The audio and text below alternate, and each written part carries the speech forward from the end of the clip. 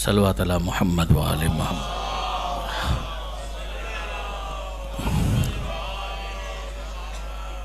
शोहदाए much के लिए सूरह फातिहा। बिस्मिल्लाहिर रहमानिर रहीम। अल्हम्दुलिल्लाहि रब्बिल आलमीन अर्रहमानिर रहीम मालिकि यौमिद्दीन। इय्याका नअबुदु व इय्याका नस्तईन। इहदिनस सिरातल मुस्तक़ीम सिरातल लज़ीना अनअमता अलैहिम गैरिल मग़ज़ूबि अलैहिम वलद्दाल्लीन। बिरहमतिका या अरहमर राहिमीन। सल्लल्लाहु अला मुहम्मद व आले। अऊज़ु बिल्लाहि मिनश शैतानिर लईनिर रजीम। बिस्मिल्लाहिर रहमानिर रहीम। अल्हम्दुलिल्लाहि रब्बिल आलमीन वस्सलातु वस्सलामु अला अशरफिल अंबियाइ वल मुरसलीन सय्यदिना व मौलाना अबिल क़ासिम मुहम्मद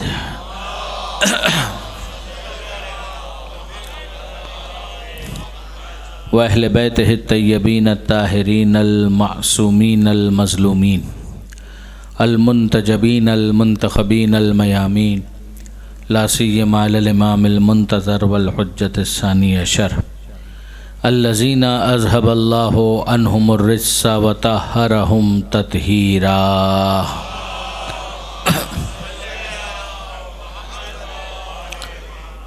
वल्लअनतु दाइमतुल बाक़ियतु अला अअदाइहिम अजमईन मिन यौम ज़ुल्मिहिम इला क़ियाम यौमिद्दीन।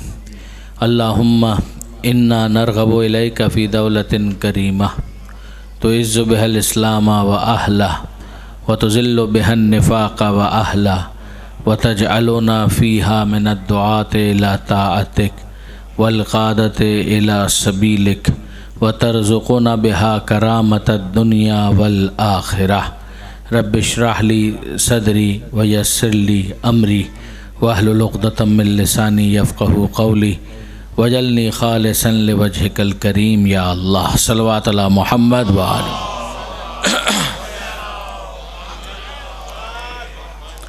अम्मा बादु फ़क़द क़ाल अल्लाहु सुब्हानहु व तआला फ़िल क़ुरआनिल हकीम।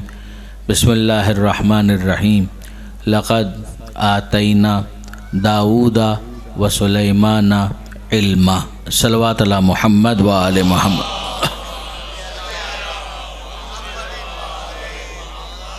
बरादरान अज़ीज़ व ख़ारान मोहतरम, मजलिस मंसूब है ख़ातून जन्नत हज़रत बीबी फ़ातिमा ज़हरा सलामुल्लाह अलैहा से।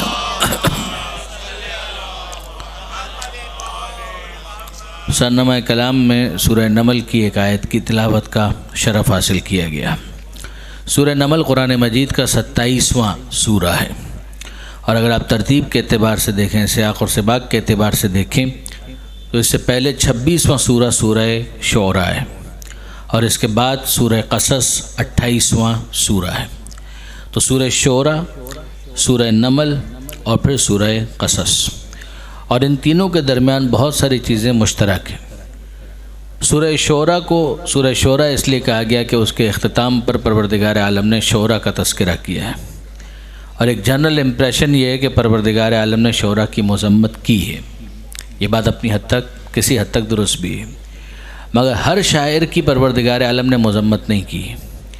परवरदिगार आलम ने बेहुदा शायरी की मज़म्मत की है और वहीं पर एक इस्तिस्ना कायम किया है और ये इरशाद फरमाया है कि वो जो ईमान लाए और जिन्होंने अमाल साले अंजाम दी और जो ज़िक्र खुदा की तौफ़ीक रखते हैं और इंतसार मज़लूम का जज्बा रखते हैं, ये वो शोरा हैं कि जिनकी शायरी खुदा की नज़र में पसंदीदा है। परवरदिगार आलम उस शेर को भी पसंद करता है और उस शायर को भी पसंद करता है। तो ये 26वां सूरा सूरह शोरा है। जो 28वां सूरा सूरह क़सस है, क्योंकि हज़रत मूसा अलैहिस्सलाम से मुतल्लक़ बहुत सारे वाक़यात वहाँ पर मौजूद हैं, इस वजह से उस सूरे को सूरह क़सस कहा गया, किस्से की जमा क़सस। और दरमियान में 27वां सूरा है सूरह नमल। सूरह नमल को सूरह नमल इसलिए कहा गया कि इसमें चूंटी का तज़किरा है और ये चूंटी वो है कि जो जनाब सुलेमान अलैहिस्सलाम के वाक़े के ज़िम्न में परवरदिगार आलम ने उसका तज़किरा फरमाया है कि जो चूंटी ने कहा था उसे कोट किया। चूंटी को अरबी ज़बान के अंदर नमल कहते हैं, लिहाजा सूरे का नाम पड़ गया सूरह नमल। इसी सूरे का एक और नाम है सूरह सुलेमान, क्योंकि हज़रत सुलेमान अलैहिस्सलाम का तफसीली ज़िक्र इस सूरे के अंदर आया, लिहाजा इस सूरे को सूरह सुलेमान भी कहा गया। और इन तीनों सूरों में एक और चीज़ जो मुश्तरक है वो ये कि सूरह शोरा का आगाज़ होता है हुरूफ मुक़त्तआत से, ता सीन मीम। यही ता सीन मीम आपको सूरह क़सस के आगाज़ में भी नज़र आएगा, ता सीन मीम। और फिर दरमियान में जब आप सूरह नमल को देखेंगे तो वहाँ पर मीम नहीं है मगर ता सीन मौजूद है। और इस कॉमनलिटी की वजह से, इस इश्तराक की वजह से इन तीनों सूरों को मुश्तरका तौर पर कहा गया तवासीन, यानी तासीन वाले 3 सूरे। ये है इन तीनों सूरों का तमहीदी कुछ बयान। जब आप देखेंगे एक और ख़ुसूसियत सूरह नमल की ये है कि सूरह नमल में परवरदिगार आलम ने बिस्मिल्लाह को 2 मरतबा रखा। आगाज़ सूरह में भी बिस्मिल्लाहिर्रहमानिर्रहीम और दरमियान सूरह में जहाँ पर जनाब सुलेमान अलैहिस्सलाम का ख़त परवरदिगार आलम ने तज़किरा किया है जो मलका बिल्कीस के नाम पर है, तो वहाँ पर भी परवरदिगार आलम ने बिस्मिल्लाहिर्रहमानिर्रहीम रखा। और उसकी वजह से कुरान मजीद के अंदर बिस्मिल्लाह का अदद 114 हो गया। वरना ज़ाहिर है कि मेरे नौजवान दोस्तों के लिए और बच्चों के लिए अर्ज़ कर रहा हूँ, बुज़ुर्गान तो मेरे कभी भी मुखातब नहीं होते, कि कुरान मजीद के तमाम सूरों के आगाज़ में बिस्मिल्लाहिर्रहमानिर्रहीम है, सिर्फ़ एक इस्तिस्ना है और वो है सूरह बराअत, नवा सूरह, जिसका एक दूसरा नाम सूरह तौबा भी है, मगर जो असल में इसका नाम है वो है सूरह बराअत, तबर्रे वाला सूरह। परवरदिगार आलम ने उसके आगाज़ में बिस्मिल्लाह को नहीं रखा, इसलिए कि चूँकि बराअत का इजहार करना था, लिहाजा मुनासिब महसूस नहीं हुआ कि रहमानियत और रहीमियत का हवाला दिया जाए। तो अब आप अंदाज़ा कीजिए बरदरान अज़ीज़ के परवरदिगार को अगर तबर्रा नापसंदीदा होता तो पूरा एक सूरा इस नाम पर क्यों होता। लिहाजा शाइस्तगी के साथ परवरदिगार आलम यही समझाना चाहता है कि कुछ अफराद ऐसे होते हैं जो मोहब्बत के काबिल होते हैं, उनसे तवल्ला किया जाता है, कुछ ऐसे होते हैं जो नफ़रत के काबिल होते हैं, उन पर तबर्रा भेजा जाता है। दुरूद भेजिए मोहम्मद व आले मोहम्मद।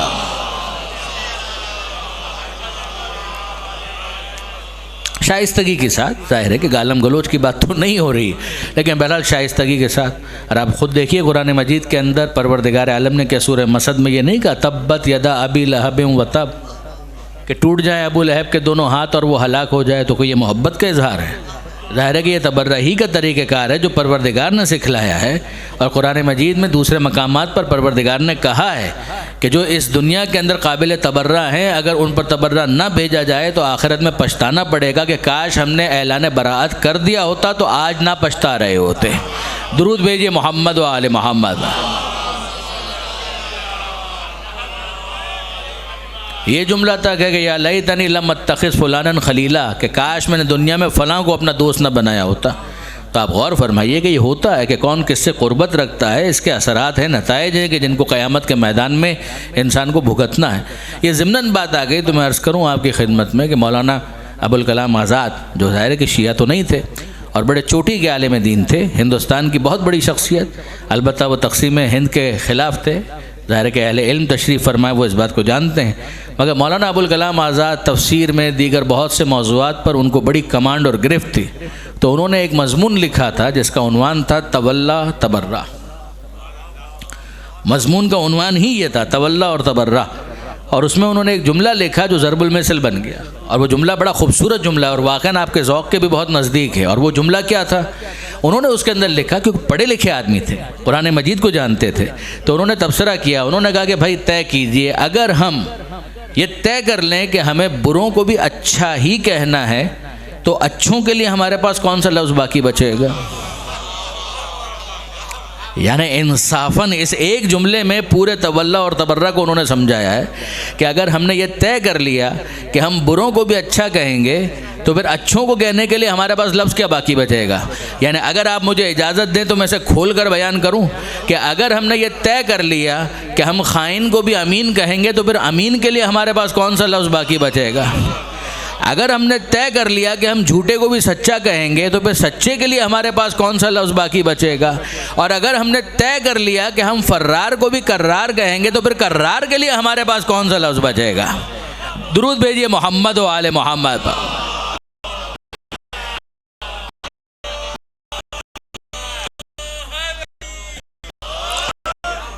सखी को सखी कहा जाएगा, बखील को बखील कहा जाएगा, जो मैदान मुजाहिद है उसे मुजाहिद कहा जाएगा, जो फर्रार है उसको फर्रार कहा जाएगा। यही अल्लाह और तबर्रा है कि जो है उसे वो कहा जाए। अगर खामा खां एग्जेजरेशन किया जाए तो गुलू उसी को कहते हैं। गौर फरमाइएगा बरादरान अज़ीज़। तो अब आइए उस आयत की तरफ कि जिसको मैंने सरनामा कलाम में आपके सामने तिलावत करने का शरफ़ हासिल किया।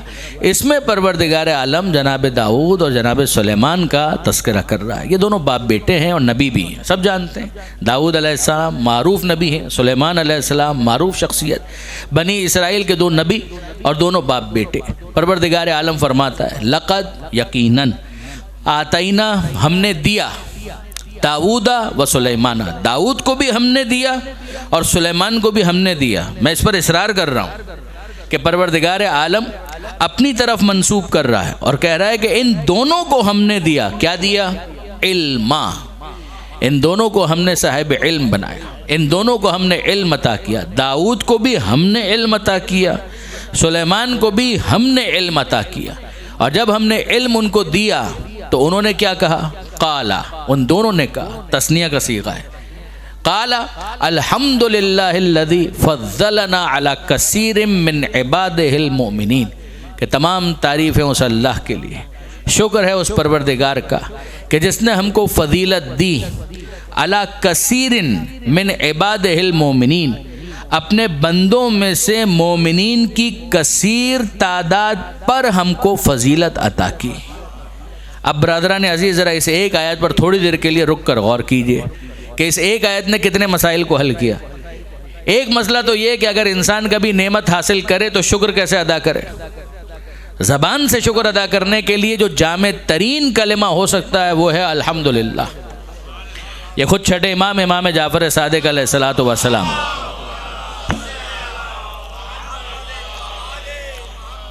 भाई तरीके तो बहुत से हो सकते हैं। इंसान अपनी ज़बान से कहे शुक्रन लिल्लाह, ये भी शुक्र अदा करने का एक तरीका है। लेकिन छठे इमाम फरमाते हैं कि जामे तरीन अगर कोई कलमा हो सकता है, कोई फ्रेज़ कि जिसके ज़रिए से खुदा की बारगाह में हदिया शुक्र अल्फाज की सूरत में अदा किया जाए तो वह अल्हम्दुलिल्लाह, कि तमाम तारीफ़ें अल्लाह के लिए, यानी गोया शुक्र अदा किया जा रहा है परवरदिगार आलम की बारगाह में। तो कोई नेमत मिले अल्हम्दुलिल्लाह, अगर माल मिले तो अल्हम्दुलिल्लाह, औलाद मिले तो अल्हम्दुलिल्लाह, रिस्क मिले तो अल्हम्दुलिल्लाह, मकान मिले तो अल्हम्दुलिल्लाह, नौकरी मिले तो अल्हम्दुलिल्लाह, कारोबार में मुनाफा हो तो अल्हम्दुलिल्लाह, फर्श अज़ा पर आने की तौफीक मिले तो अल्हम्दुलिल्लाह। हर नेमत पर अल्हम्दुलिल्लाह कि खुदा का शुक्र कि उसने ये तौफीक अता की। मगर किस बात पर? अब ज़रा देखिए आगे जो जनाब दाऊद और जनाब सुलेमान हाईलाइट कर रहे हैं वो क्या है। शुक्र है उस परवरदिगार का अल्लज़ी फ़ज़्ज़लना, कि जिसने हमको फ़जीलत दी।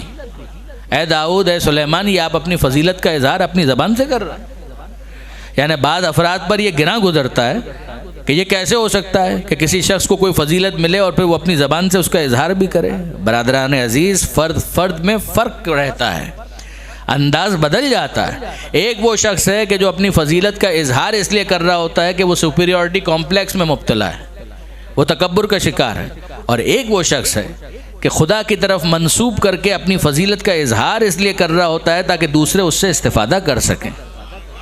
ये वो मंजिल नहीं है कि जहाँ पर उसकी मज़म्मत की जाए। यानी मैं ख़ास तौर पर इसलिए कह रहा हूँ कि अमीरुल मोमिनीन हज़रत अली इब्न अबी तालिब अलैहिस्सलातु वस्सलाम मौलाए कायनात के फ़ज़ाइल, तो अब क्या कहना मौलाए कायनात के फ़ज़ाइल का। तो अमीरुल मोमिनीन के फ़ज़ाइल अगर आप कुरान में ढूंढना शुरू करें तो आयात की एक पूरी फ़हरिस्त है, मुस्तकिल किताबें लिखी गई। आया तत्हीर, आया मुबाहला, आया मवद्दत, आया विलायत, आया नजवा, कितनी आयतें हैं। गोया परवरदिगार ने कुरान को आले मोहम्मद का कसीदा बनाकर नाजिल किया। तवज्जो है, आले मोहम्मद का कसीदा बनाकर कुरान मजीद को परवरदिगार आलम ने नाजिल किया। तो कुरान मजीद की ज़बान में अमीरुल मोमिनीन के फ़ज़ाइल ये एक मुस्तकिल बाब है, ये मुस्तकिल एक जॉब है, मुस्तकिल एक चैप्टर है। और फरमाया फ़ज़ाइल अली बज़बान कुरान, फिर उसके बाद फ़ज़ाइल मुर्तज़ा बज़बान मुस्तफ़ा, कि पैगम्बर अकरम ने मौला के क्या क्या फ़ज़ाइल बयान किए। तो सब कुछ छोड़ दीजिए, अना मदीनतुल इल्म व अलीयुन बाबुहा, अना दारुल हिकमा व अलीयुन बाबुहा, मगर ये सब कुछ छोड़ दीजिए। मन कुंतु मौला हो फ़हादा अलीयुन मौला, ये सारी बातें छोड़ दीजिए। फिर उसके बाद अगर आप पैगम्बर अकरम से कहें कि अल्लाह के रसूल खुलासा तो बयान कीजिए, तो पैगंबर अकरम ये इरशाद फरमाते हैं कि अली के फ़ज़ाइल इतने हैं कि तमाम जिन और इंस लिखने वाले बन जाएं, तमाम दरिया और समंदर सियाही बन जाएं, तमाम दरख्त तराश कर कलम बना दिए जाएं, तो याद रखना जिन और इंस ख़त्म हो सकते हैं, स्याही सूख सकती है, कलम घिस सकते हैं, मगर अली के फ़ज़ाइल का पूरा इहाता कोई नहीं कर सकता।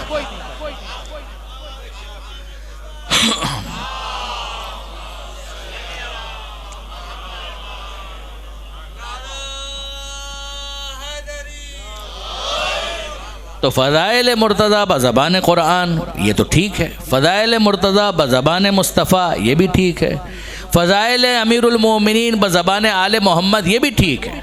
मगर इसका क्या किया जाए कि बाज़ ऐसे मकामात आपको नज़र आते हैं कि जहाँ पर ख़ुद मौलाए कायनात अपने फ़ज़ाइल बयान कर रहे हैं और एतराज़ किया गया कि जनाब ये कैसे हो सकता है। मसलन अमीरुल मोमिनीन कहते हैं सलूनी क़ब्ल अन तफ़क़िदूनी, मुझसे पूछो इससे पहले कि मुझे अपने दरमियान ना पाओ। खुदा की कसम मैं ज़मीन के रास्तों से ज़्यादा आसमान के रास्तों से वाकिफ़ हूँ। अब ये क्या है? ये खुद सताई है, नरगिसियत है, ये क्या है? ये वही चीज़ है कि जिसको यहाँ पर दाऊद और सुलेमान अलैहिस्सलाम करके बता रहे हैं कि अल्हम्दुलिल्लाहिल्लज़ी फ़ज़्ज़लना अला कसीरिम मिन इबादिहिल मोमिनीन। जब नेमत मिले तो परवरदिगार नेमत का इजहार भी देखना चाहता है, वरना दूसरे इस्तिफ़ादा कैसे करेंगे। अम्मा बिनेमत रब्बिका फ़हद्दिस, खुद कुरान की आयत है कि जो नेमत तुम्हारे रब की तरफ से तुम्हें मिली है उसको बयान करो, वरना अगर साहिब इल्म अपने इल्म को छुपाए तो जाहिल इस्तिफ़ादा कैसे करेगा। खुद अमीरुल मोमिनीन ने नहजुल बलागा के अंदर ये जुमला लिखा, इरशाद फरमाया कि खुदा ने उस वक्त तक जाहिल से सीखने का वादा नहीं लिया जब तक आलिम से सिखाने का वादा नहीं लिया। तब उसको इजहार तो करना है, मगर ये इजहार तकब्बुर के तहत ना हो, ये इजहार इस्तिफादे के लिए हो, तहदीस नेमत के तौर पर हो, तो परवरदिगार आलम को कोई एतराज़। बंदों में से मोमिनीन की कसीर तादाद पर हमको फजीलत अता की कि कम से कम दूसरा जिससे तकाबुल किया जा रहा है वो साहिब ईमान तो हो। ज़रा गौर फरमाइएगा बरादरान अजीज़ कि अगर किसी के बारे में ये कहा जाए कि अल्लाह ने इनको फ़िरऔन पर फजीलत दी है, आप इंसाफ से मुझे बताइए ये तारीफ़ हो रही है, तौहीन हो रही है? अगर ये कहा जाए कि फ़लाँ को खुदा ने नमरूद पर फजीलत अता की, ये तारीफ़ हो रही है, तौहीन हो रही है? अगर ये कहा जाए कि फ़लाँ को खुदा ने यजीद पर फजीलत दी है, ये तारीफ़ है या तौहीन है? कंपेयर किससे किया जा रहा है, तकाबुल किससे हो रहा है? वो इस काबिल ही कब है कि उससे मुआजना किया जाए, मुकायसा किया जाए? आपने गौर फरमाया बरादरान अजीज़, तो हर एक इस काबिल नहीं होता कि उसे दाऊद के मुकाबले पर लाया जाए, तो अली के मुकाबले पर लाने का क्या सवाल है। दुरूद भेजिएगा मोहम्मद व आले मोहम्मद बा।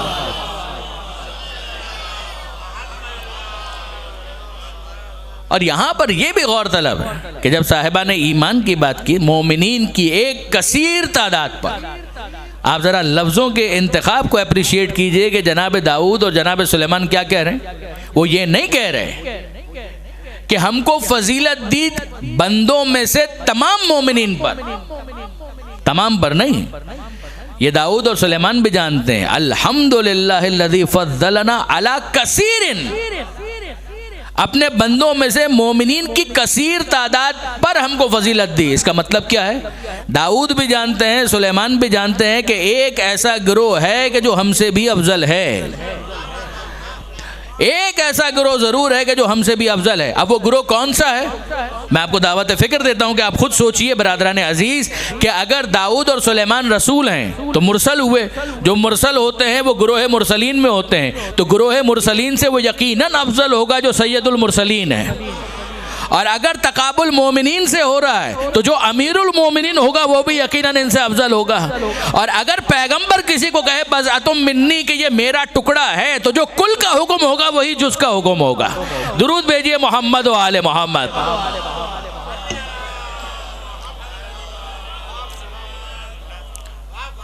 आपने गौर फरमाया, वाक़अन गौर तलब है। परवरदिगार फरमा रहा है लक़द आतैना दाऊदा व सुलेमान इल्मा, यकीनन हमने दिया दाऊद को और सुलेमान को इल्म।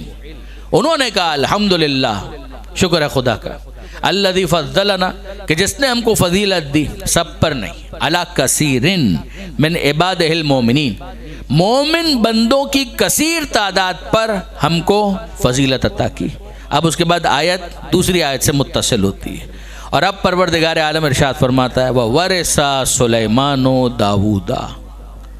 ये है आयत, अगली आयत सब्सीक्वेंट आयत। परवरदिगार फरमा रहा है वह वरसा सुलेमानो दाऊदा, और सुलेमान दाऊद के वारिस हुए। सुलेमान कौन है? बेटे। दाऊद कौन है? बाप। दोनों कौन है? नबी। और कुरान क्या कह रहा है कि सुलेमान दाऊद के वारिस हुए। तो ये नबी होते हुए दाऊद के वारिस हुए, तो इसका मतलब ये हुआ कि नबी वारिस होता भी है, बनता भी है, बनाता भी है। देखिए बरादरान अजीज, इंसाफ की बात यह है कि ना कोई कॉम्प्लिकेशन है, ना कोई मुश्किल है, ना कोई कॉम्प्लेक्सिटी है, कुछ नहीं। 2 + 2 = 4 की तरह है। आयत आपके सामने है, वह वरसा सुलेमानो दाऊदा। खुदा कह रहा है वारिस हुए, वह वरसा इसी से विरासत है। सुलेमानो, सुलेमान वारिस हुए, ये फ़ाइल है। दाऊदा इस मफूल है। तो सुलेमान दाऊद के वारिस हुए। सुलेमान बेटे हैं, दाऊद बाप हैं, दोनों नबी हैं। तो नबी वारिस होते भी हैं, बनते भी हैं, बनाते भी हैं। ये तो कुरान का फैसला है। तो अगर कोई चीज़ कुरान से टकरा जाए तो उसका क्या किया जाए? देखिए बरादरान अजीज़, असल मसला ये है कि शहजादी को उनके हक से महरूम करने के लिए कुछ फैब्रिकेशन तो हुआ। जब फैब्रिकेशन हो रहा था तो उस वक्त तो ध्यान नहीं गया कि कुरान मजीद के अंदर ये आयतें मौजूद हैं। फैब्रिकेशन कर दिया गया, मन घड़त एक बात बना दी गई और इतनी वुसअत दे दी गई कि तमाम अंबिया के ऊपर उसको हावी करने की कोशिश की गई। तो वो तो भूल गए कि कुरान मजीद के अंदर कौन कौन सी आयतें हैं। मगर शहजादी कैसे भूल सकती हैं जिनकी रगों में कुरान की आयतें खून बनकर दौड़ रही हैं। तो अब आप जनाब सैयदा का खुतबा निकाल कर देखिए तो उसके अंदर आपको मिलेगा कि शहजादी ने आयतों से इस्तिदलाल किया है। जनाब सैयदा ने कुरान मजीद में मौजूद आयतों से इस्तिदलाल किया है, यानी वो खुतबा पढ़ने से ताल्लुक़ रखता है। शहजादी के इन अय्याम का हक़ इस तरह से अदा हो सकता है किसी हद तक कि बीबी के कम से कम उस खुतबे का पूरा मुतालिया किया जाए। और आप देखेंगे उसके अंदर सूरह निसा परवरदिगार आलम ने मीरास पर गुफ्तगू की है। ये सूरह नमल खुदा ने मीरास पर गुफ्तगू की है। और फिर उसके बाद आप देखेंगे सूरह आले इमरान अंबिया की मीरास पर गुफ्तगू हुई, सूरह मरियम अंबिया की मीरास पर गुफ्तगू हुई। और जनाब सैयदा ने उन तमाम आयतों को एक्सटेम्पोरली फिल बदी पेश किया है और ये साबित किया है कि ना कुरान अहले बैत से जुदा है, ना अहले बैत कुरान से जुदा है। और देखेंगे आपके किस तरीके से जनाब सैयदा ने इस्तिदलाल किया है। बीबी कहती हैं कि तुम्हारा क्या ख्याल है, कुरान कौन लेकर आया? मेरे बाबा।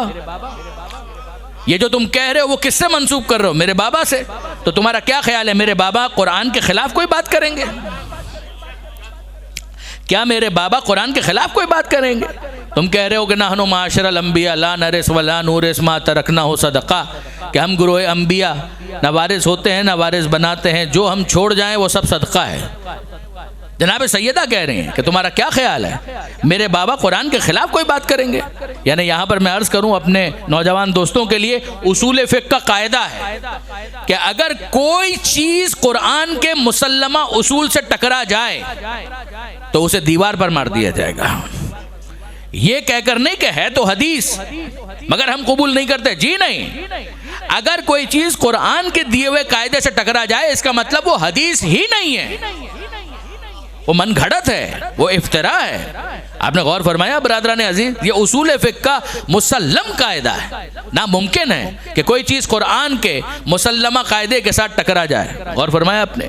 अब यहाँ पर कुरान क्या कह रहा है? ववरसा सुलेमान दाऊदा। इस्तिदलाल कौन कर रहा है? जनाब सैयदा बीबी कहती हैं कुरान मजीद के अंदर परवरदिगार आलम इरशाद फरमाता है उलुल अरहाम बाज़ुहुम औला बिबाज़, कि रिश्तेदारों में से बाज़ बाज़ पर तरजीह रखते हैं। यानी क्या मतलब हुआ? ये एक तरीक़ेकार है कि अगर मीरास की तकसीम की बारी आएगी तो रिश्तेदार तो बहुत सारे हो सकते हैं, क्या सबको हिस्सा मिलेगा? ऐसा नहीं है। पहला गिरोह अगर एक भी फ़र्द मौजूद है तो दूसरे गिरोह की बारी नहीं आएगी। 3 गिरोह हैं, पहला, दूसरा और तीसरा। ज़ौजा का एक मखसूस हिस्सा है जो हर गिरोह के साथ। पहले गिरोह का अगर एक फर्द भी जिंदा है, पहले गिरोह में कौन आता है? माँ बाप और औलाद। औलाद ना हो तो औलाद की औलाद, ये सब पहले गिरोह के अंदर। तो अगर इनमें से कोई एक फर्द भी मौजूद है तो दूसरे गिरोह की बारी नहीं आएगी। भाई बहन बहुत अहम है मगर उनका तस्करा दूसरे गिरोह के अंदर आता है, पहले गिरोह में नहीं। अगर पहले गिरोह में कोई एक भी मौजूद है तो दूसरे गिरोह की बारी नहीं आएगी। एक बेटी मौजूद है तो दूसरे गुरों का कोई तस्करा नहीं होगा। जनाब सैयदा फरमा रही हैं उलुल अरहाम बाज़ुहुम औला बिबाज़िन, के रिश्तेदारों में से बाज़ बाज़ पर तरजीह रखते हैं। परवरदिगार आलम ने तो कोई इस्तिस्ना नहीं किया, कोई एक्सेप्शनल क्लॉज यहाँ पर मौजूद नहीं है कि परवरदिगार ने ये कहा हो कि तमाम रिश्तेदारों के बारे में तो यही हुक्म है, हाँ अंबिया की हम बात नहीं कर रहे। कुरान में तो कहीं नहीं, कहीं नहीं है। परवरदिगार आलम ने तो ये तो नहीं कहा, वाज़े तौर पर कहा है कि उलुल अरहाम बाज़ुहुम औला बिबाज़िन। और ये जो तुम कह रहे हो कि अंबिया की मीरास नहीं होती, तो ये आयत क्या बता रही है? ववरसा सुलेमान दाऊदा, कि सुलेमान दाऊद के वारिस हुए। अब देखिए बरादरान अजीज, वो तो हो गए खामोश, इंसाफन वो खामोश हो गए, हक नहीं दिया मगर कंटेस्ट भी नहीं किया। उन्होंने कहा कि ठीक है हम इसको कंटेस्ट नहीं करते हैं, मगर फंस गए कौन? बाद में तफसीर लिखने वाले। बाद में जब मुफस्सिरीन ने कलम उठाया तो आप तफसीरें देखें, अरबी की देखें, फारसी की देखें, उर्दू की देखें, वो फंस गए। उन्होंने कहा कि ये आयत तो कह रही है कि सुलेमान दाऊद के वारिस हुए, तो अगर यही लिखें तो हम तो बच जाएंगे, वो फंस जाएंगे, और अगर उनको बचाना चाहते हैं तो हम फंस जाते हैं, तो अब करें क्या? तो उन्होंने कहा कि जनाब यहाँ पर कुछ हमें तसर्रुफ करना पड़ेगा। कुरान की आयत तो इतना कह रही है ववरसा सुलेमान दाऊदा, कि सुलेमान दाऊद के वारिस हुए। उन्होंने कहा यहाँ पर मीरास से इल्म मुराद, यहाँ पर मीरास से माल मुराद नहीं है, मीरास से इल्म मुराद है। हमने हाथ जोड़कर एहतराम से कहा कि ये बताइए आपको पता कैसे चला? बहुत तवज्जो कीजिएगा कि हमने उनसे पूछा कि आप बताइए तो सही कि आपको पता कैसे चला? आयत में तो कहीं नहीं लिखा हुआ ववरसा सुलेमान दाऊदा इल्मन तो नहीं लिखा हुआ, तो आप बस आयत लिखिए, तर्जुमा कीजिए, कारी के जहन पर छोड़ दीजिए, जो वो समझे उसके फहम पर छोड़ दीजिए, एतमाद कीजिए ना कि कारी क्या समझता है। कोई मुश्किल आयत तो नहीं है कि वरसा सुलेमान दाऊदा, किसी के सामने भी मीरास का तस्करा करें तो पहली चीज़ क्या समझ में आती है? जो तर्का है वो समझ में आता है, तो छोड़ दीजिए कारी के जहन पर। कारी के जहन पर छोड़ दें तो वो फंस जाएंगे। तो हम तो हैं उनके वकील सफाई, तो उनको तो हमें बचाना है। तो अब क्या किया जाए? का इल्मा इल्मा इल्मा इल्मा, उन्होंने रट लगाए कि यहाँ पर इल्म मुराद है। हमने कहा आपको पता कैसे चला? आगे पता ऐसे चला, इतनी भी हम धांधली नहीं कर रहे, इंजीनियरिंग नहीं कर रहे, ज़रा पीछे देखिए। परवरदिगार आलम ने खुद इल्म का तो तस्करा किया है कि हमने इल्म अता किया, तो वही इल्म मीरास में पहुंच गया सुलेमान तक। हमने कहा वापस पढ़ के देखिए, यहाँ पर इल्म मुराद नहीं हो सकता। क्यों? आयत में क्या था? लक़द आतैना दाऊदा व सुलेमान इल्मा। परवरदिगार आलम ने यह नहीं कहा कि हमने दाऊद को इल्म दिया और दाऊद के जरिए से सुलेमान तक बतौर मीरास गया। परवरदिगार आलम यह कह रहा है कि जिस तरह से दाऊद को हमने इल्म अता किया, उसी तरह सुलेमान को भी हमने इल्म अता किया। लिहाजा यहाँ पर ये मीरास में इल्म वाली धांधली नहीं चलेगी, ये धांधली नहीं चलेगी। अच्छा, अजीब बात यह है कि मुद्दई सुस्त गवाह चुस्त, वो कुछ नहीं कह रहे, वो स्पीचलेस हैं, मगर मुफस्सिरीन यहाँ पर तसर्रुफ कर रहे हैं। अच्छा, बात सिर्फ इतनी थोड़ी है, जनाब सैयदा ने एक और आयत से भी इस्तेदलाल किया। ये तो एक मौका है, अब आइए ज़रा दूसरा मौका देखिए। ये है जनाब ज़करिया का तस्करा। ज़करिया अलैहिस्सलाम के फर्जंद का नाम है याहिया। ज़करिया अलैहिस्सलाम बूढ़े हो चुके हैं, साहिब औलाद नहीं। परवरदिगार आलम ने जनाब ज़करिया को कफ़ील बनाया जनाब मरियम का। अब देखेंगे आपके सूरह मरियम जहाँ शुरू होता है 19वां सूरा, काफ हा या ऐन स्वाद, ये तो हुरूफ मुक़त्तआत हो गए। ज़िक्र रहमत रब्बिका अब्दहु ज़करिया इज़ नादा, ये ज़िक्र है तुम्हारे रब की रहमत ख़ास का जिसका इल्तिफ़ात हुआ उसके बंदे ज़करिया की जानिब। ये परवरदिगार आलम इरशाद फरमा रहा है, ज़िक्र रहमत रब्बिका अब्दहु ज़करिया, ये जिक्र है तुम्हारे रब की तरफ से रहमत ख़ास का कि जिसका इल्तिफ़ात हुआ उसके बंदे ज़करिया की जानिब। जब उसने निदा दी, परवरदिगार को पुकारा, अपने हाथों को फैलाया। इसकी तफसील कहाँ मिलेगी? सूरह आले इमरान आयत नंबर 30 ऑनवर्ड्स आप देखते चले जाइए, आपको मिले कि मादर मरियम सलामुल्लाह अलैहा, जनाब मरियम की वालदा, उन्होंने नज़र की, न इन्नी नज़र तो लका माफ़ी बतनी मुहर्ररा, ऐ परवरदिगार जो मुझे तू औलाद देगा, मैं इस वक्त हामिला हूँ, जो मुझे औलाद देगा मैं उसे वक्फ कर दूंगी बैतुल मक़दस की खिदमत के लिए। और जब जनाब मरियम पैदा हुई तो जनाब मरियम को वक्फ कर दिया गया। बाप का इंतकाल हो चुका, जनाब ज़करिया अलैहिस्सलाम उनके खालू हैं और उनके कफ़ील करार पाए। एक लंबा चौड़ा प्रोसेस हुआ, बहुत से दूसरे लोगों ने कंटेस्ट किया, क़ुर्आ फ़ाल निकला जनाब ज़करिया अलैहिस्सलाम के नाम। कुरान मजीद ने कहा कफ़्फ़लहा ज़करिया, मरियम के कफ़ील करार पाए जनाब ज़करिया, गार्जियन, लुक आफ्टर करने वाले, उनके मामलात की देखभाल करने वाले।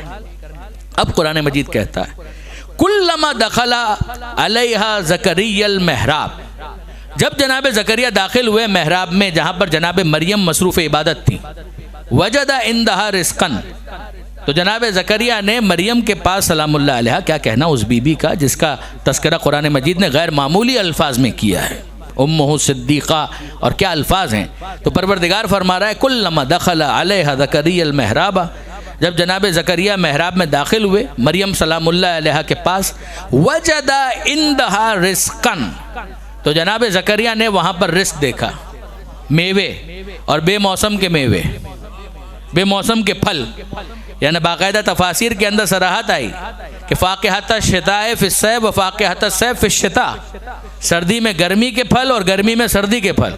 अब बरादरान अजीज़ इंसाफ से मुझे बताइए, ये सर्दी का मौसम चल रहा है, अगर कोई ताज़ा आम तोड़ कर आपके सामने ले आए तो आप हैरान तो होंगे, रेफ्रिजरेटर के जूस पर हैरान नहीं होंगे, लेकिन ताज़ा आम अगर कोई तोड़ कर ले आए कि लीजिए ये हमने अपने बाग से तोड़े और आपके लिए हम पेश करते हैं, तो आप इंसाफ से मुझे बताइए, आप हैरान तो होंगे, परेशान तो होंगे, कहाँ से ले आए। तो जनाब ज़करिया ने देखे तो बेमौसम के फल हैं, मौसम तो इसका है नहीं, ये आए कहाँ से। तो जब उन्होंने देखा वजदा इंदहा रिस्कन, तो सवाल किया अन्ना लके हादा, ए मरियम ये कहाँ से आए। कालत हुआ मिन इंदिल्लाह, तो जनाब मरियम कहती हैं कि ये तो अल्लाह की तरफ से इनायत ख़ास है।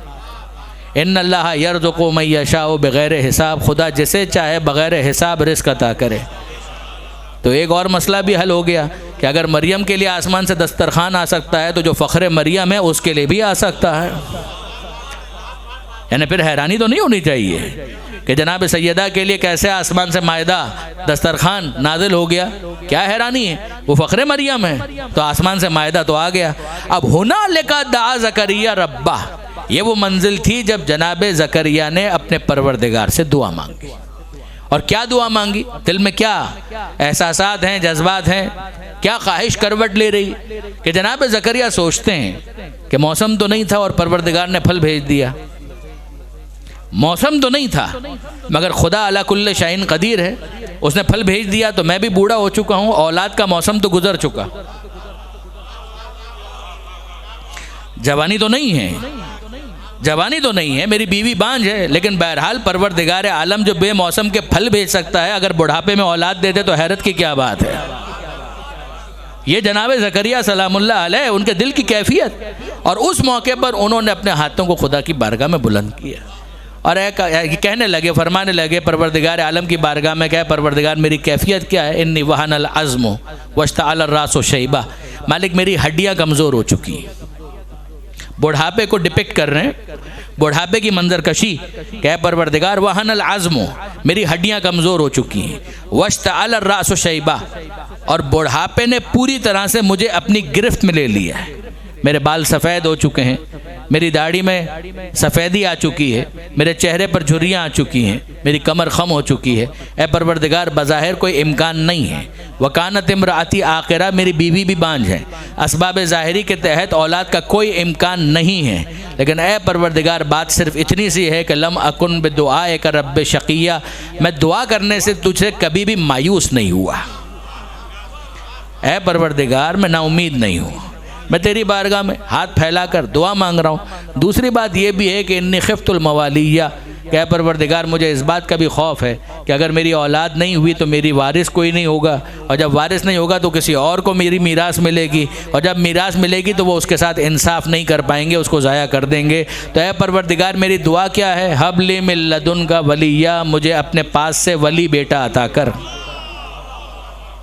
यरसोनी व यरसो मिन आले याकूब, मुझे अपने पास से वली बेटा अता कर जो मेरा भी वारिस बने और आले याकूब का भी वारिस बने। यहाँ तो किसी इल्म का तस्करा नहीं हो रहा, यहाँ पर तो किसी इल्म का तज़किरा नहीं हो रहा। ये जनाब ज़करिया सराहत के साथ कह रहे हैं, मालिक मैं बूढ़ा हो चुका हूँ, मीरास दूसरों को चली जाएगी, ज़ाया हो जाएंगी। ऐ परवरदिगार मेरी तुझसे दुआ है, इल्तिजा है कि तू मुझे औलाद अता कर। हबली मिन लदुनका वलिया, एक वली बेटा, यरिसुनी, जो मेरा भी वारिस हो, व यरिसु मिन आले याकूब, और आले याकूब का भी वारिस हो। जनाब सैयदा ने इस आयत को भी पेश कर दिया। अब क्या जवाब है? अब क्या जवाब है? जवाब कोई नहीं है बरादरान अजीज़। जनाब सैयदा के इस्तिदलाल की सीक्वेंस को महसूस कीजिएगा। जनाब सैयदा कहती हैं कि मेरे बाबा ने मुझे हिबा किया। पहला केस मीरास का नहीं है, पहला केस हिबा का। कुरान मजीद की आयत नाजिल हुई, व आते ज़ल क़ुरबा हक़्क़हू, रिश्तेदारों को उनका हक दे दो। पैगम्बर अकरम ने जनाब सैयदा को बुलाया, जनाब खदीजा के एहसानात को याद किया और कहा कि उन एहसानात का बदला तो कुछ नहीं हो सकता, मगर हुक्म परवरदिगार है, ये फदक मैंने तुम्हें हदिया किया। हिबा, जनाब सैयदा ने हिबा का दावा दायर किया। जनाब सैयदा से गवाही मांगी गई, जनाब सैयदा की गवाहियों को रिजेक्ट कर दिया गया। जनाब सैयदा ने कहा कि अगर हिबा के दावे को कबूल नहीं करते तो फिर मिल्कियत मेरे बाबा की है। अगर बाबा की मिल्कियत है तो बाबा के इंतकाल के बाद एक तन्हा वारिस मैं हूँ, ये मुझे मिलना चाहिए। उन्होंने कहा कि नहीं देंगे, इसलिए कि हमने कुरान मजीद हमने आपके बाबा से सुना है कि अंबिया की कोई मीरास नहीं होती। तो जनाब सैयदा ने आयतों के साथ इस्तिदलाल किया कि ये जो खुदा कह रहा है उलुल अरहाम में बाज़ुहुम औला बिबाज़िन, इसके बारे में तुम्हारा क्या ख्याल है? ये जो खुदा कह रहा है वह वरिस सुलेमान व दाऊदा, इसके बारे में तुम्हारा क्या ख्याल है? ये जो खुदा कह रहा है ज़करिया अलैहिस्सलाम की दुआ हबली मिन लदुनका वलिया यरिसुनी व यरिसु मिन आले याकूब, इसके बारे में तुम्हारा क्या ख्याल है? ये जनाब सैयदा का इस्तिदलाल लॉजिकल सीक्वेंस के तहत आगे बढ़ता है। और फिर जनाब सैयदा कहती हैं कि अगर बाबा को ऐसा कुछ कहना होता तो तुमको क्यों कहते? अगर बाबा को ऐसा कुछ बताना होता बिलफर्ज, बफर्ज महाल, अगर ऐसा कुछ कहना होता तुमको क्यों कहते? तुम तो स्टेक होल्डर नहीं हो, तुमसे क्या ताल्लुक है, तुमसे क्या रेलेवेंस है? यानी बरादरान अजीज़ मेरी बात पर ज़रा गौर कीजिएगा। जनाब सैयदा समझाना ये चाहती हैं। देखिए यहाँ पर बच्चे भी मौजूद होंगे, स्कूल वाले, कॉलेज वाले, यूनिवर्सिटी वाले। मुझे एक बात बताइए, असेंबली होती है और उस असेंबली के अंदर अनाउंसमेंट्स होती हैं। अनाउंसमेंट जो जनरल है, जिसका ताल्लुक सबसे है, उसका ऐलान असेंबली के अंदर कर दिया गया।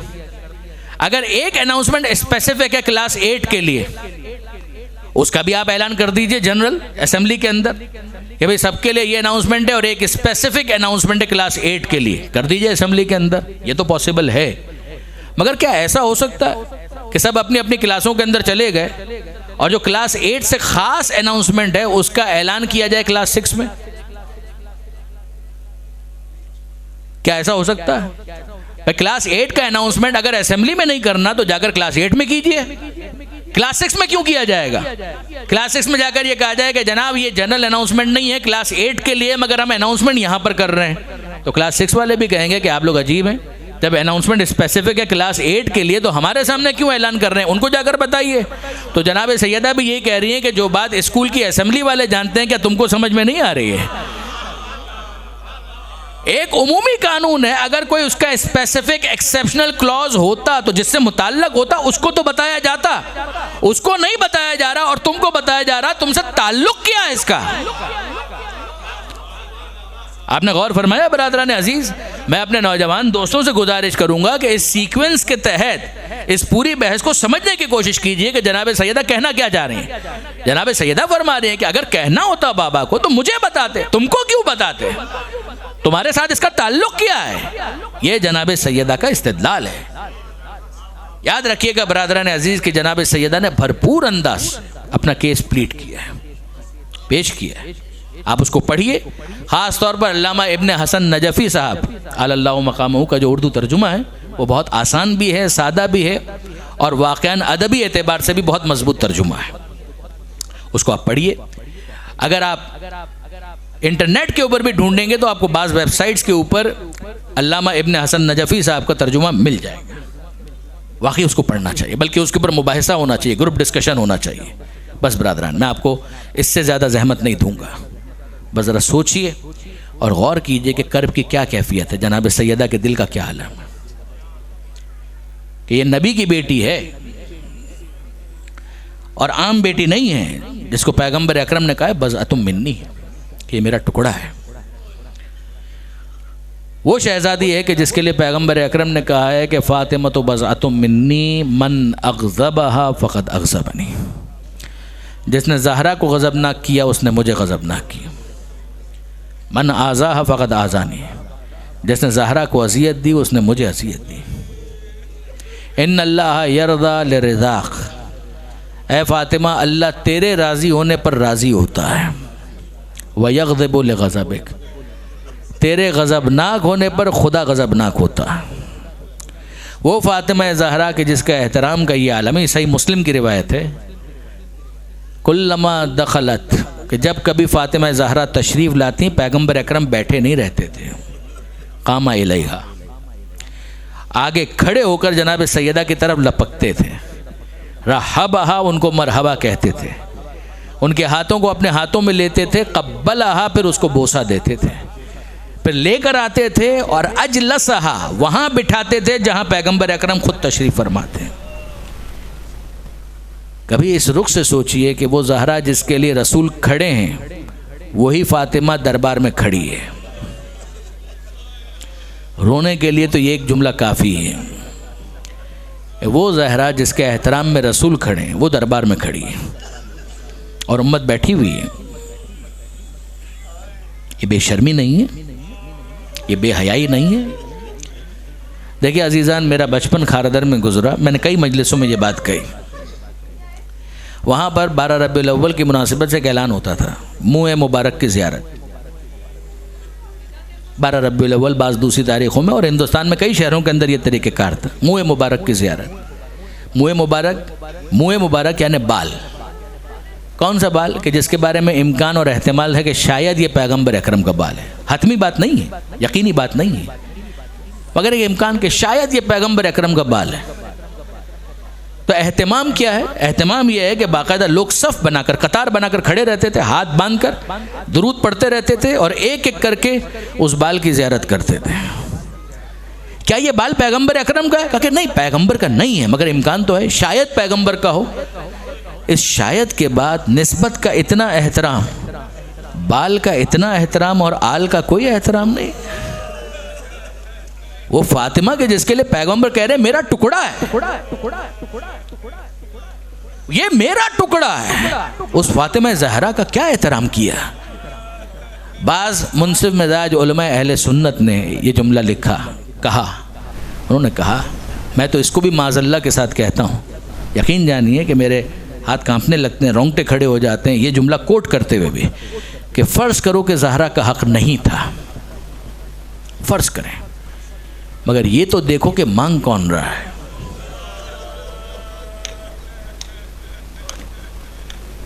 ये उसी रसूल की बेटी है ना कि जिसके लिए हम सब कहते हैं कि जहाँ रसूल का पसीना गिरेगा हम अपना खून बहा देंगे। जिस रसूल के लिए हम कहते हैं कि उनके नालैन की खाक भी अगर मिल जाए तो हमारी आंखों के लिए सुरमा है, और उसी रसूल की फातिमा ज़हरा के साथ ये सलूक किया जा रहा है। क्या गुजरी होगी जनाब सैयदा पर जब वो दरबार में खड़े होकर ये कह रही हैं, एलमू अन्नी फातिमा, अरे जानो तो सही मैं फातिमा ज़हरा हूँ, मैं कोई और नहीं हूँ, मैं फातिमा ज़हरा हूँ। जनाब सैयदा को ये जुमला कहना पड़ा कि खुदा की कसम मैं कभी झूठ नहीं बोलती। अल्लाह अकबर, जान लो मैं फातिमा ज़हरा हूँ, मैं तुम्हारे नबी की बेटी हूँ, खुदा की कसम मैंने कभी झूठ नहीं बोला, खुदा की कसम मैं कभी गलत बयानी से काम नहीं लेती। मगर उस ज़हरा को वापस पलटा दिया गया, वो ज़हरा के जिसकी गवाही को नजरान के नसारा ने मुबाहिले के मैदान में कबूल किया, जो पैगंबर अकरम की रिसालत की तस्दीक के लिए जा रही हैं और उनकी गवाही को वहाँ पर कबूल किया जा रहा है, मगर दरबार में सैयदा को जुटलाया जा रहा है। और अब इस मुसीबत के बाद, कर्ब के बाद, अंदोह के बाद, या 75 दिन या 95 दिन गुज़रते हैं और सैयदा की अजीब कैफियत कि सैयदा अब खड़े होकर नमाज भी नहीं पढ़ सकती है। जनाब सैयदा बैठ कर नमाज पढ़ रहे हैं और वो शब आ गई कि जिसके बाद जनाब सैयदा की शहादत हुई। आज दिन शहादत का मुकम्मल हो गया। तो जनाब सैयदा ने अमीरुल मोमिनीन को वसीयत की, ए अबुल हसन, ये मेरी वसीयत है कि मुझे शब की तारीकी में दफन कर देना। बहुत सी वसीयतें हैं अमीर जनाब सैयदा की, उनमें से एक वसीयत के अबुल हसन मुझे शब की तारीकी में सुपुर्द लहद कर देना। जिन्होंने मुझे अजियत दी है उन्हें मेरे जनाजे में शिरकत की इजाज़त नहीं है, उन्हें मेरे जनाजे में मत आने दीजिएगा। अमीरुल मोमिनीन ने रात की तारीकी में गुस्ल व कफ़न का एहतमाम किया, जनाजा तैयार हुआ और अब उसके बाद सुपुर्द लहद करने की बारी आई। दफन करने के बाद अमीरुल मोमिनीन के जो अल्फाज हैं वो अजीब अजीज़ान, नहजुल बलागा में भी है, थोड़े फ़र्क से बिहारुल अनवार के अंदर भी है। अल्फाज ये हैं कि जनाब सैयदा को सुपुर्द लहद करने के बाद अली कभी ज़मीन को देखते हैं, कभी आसमान को देखते हैं, फिर ज़मीन को देखते हैं, फिर आसमान को देखते हैं। एक अजीब जुमला कहा, सहरा के बाद ना मुझे ज़मीन अच्छी लग रही है, ना मुझे आसमान अच्छा लग रहा, ना मुझे ज़मीन की तरफ नज़र डालने का दिल होता है, ना आसमान की तरफ। ज़हरा की जुदाई के बाद ज़िंदगी बेलुत्फ़ हो गई, अब मेरी बाकी ज़िंदगी तड़पते हुए गुजरेगी। कुछ याद है आपको? ऐसा ही एक जुमला करबला में हुसैन ने कहा था।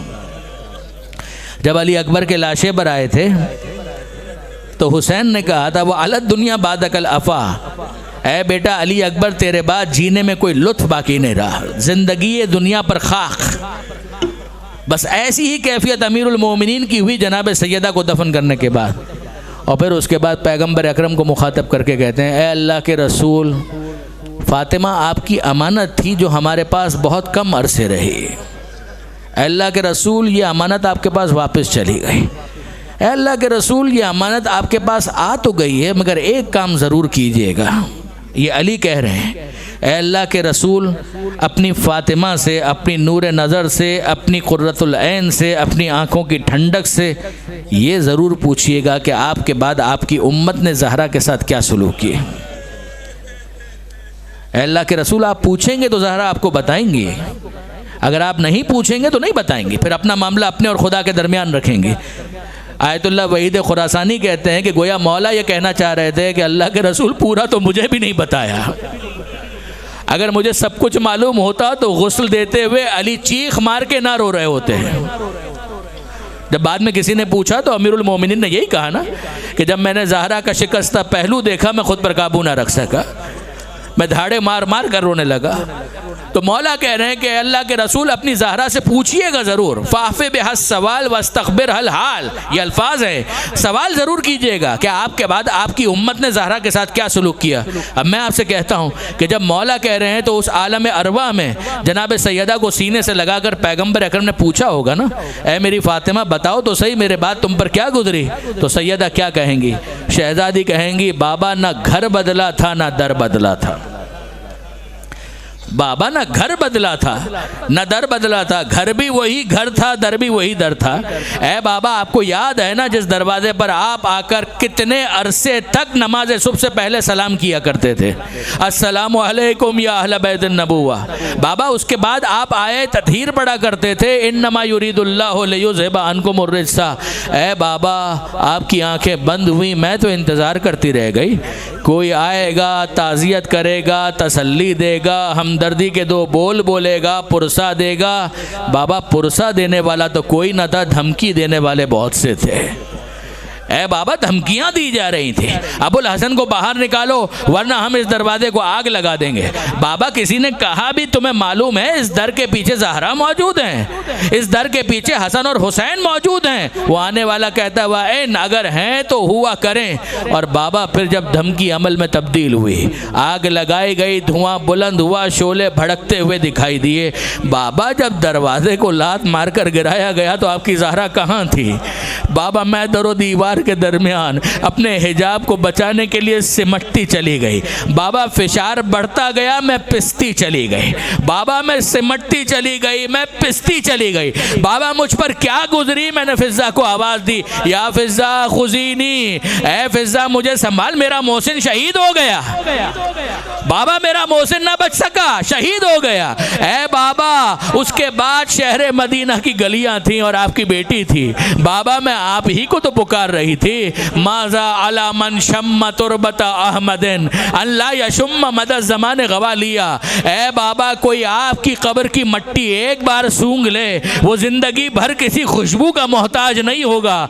ये आपकी कब्र की मिट्टी का मामला है। और आपकी ज़हरा का क्या मामला है कि सुब्बत अलैया मसाइबुन, ए बाबा इतने मसाइब आए आपके बाद आपकी ज़हरा पर, लौ अन्नहा सुब्बत अलल अय्याम सिरना लयालिया, बाबा अगर गर्म दिनों पर आते वो तारीक रातों में तब्दील हो जाते। ऐ मेरे बाबा, मेरे साथ ज़रा मुस्तकबिल में झांक कर देखिए, आज अगर मेरा मोहसिन शहीद ना होता तो कल मेरे हुसैन का असगर ना मारा जाता। बाबा, आज अगर इस दरवाजे पर आग ना लगती तो करबला में खेमे ना जलाए जाते। ऐ बाबा, अगर आज आपकी ज़हरा को तमाचा ना मारा जाता तो कल करबला के अंदर मेरी सकीना को तमाचे ना मारे जाते, मेरी सकीना के गोशवारे ना नोचे जाते। अल्लाह वलानतुल्लाहि अलल कौमिज़ ज़ालिमीन व सय्या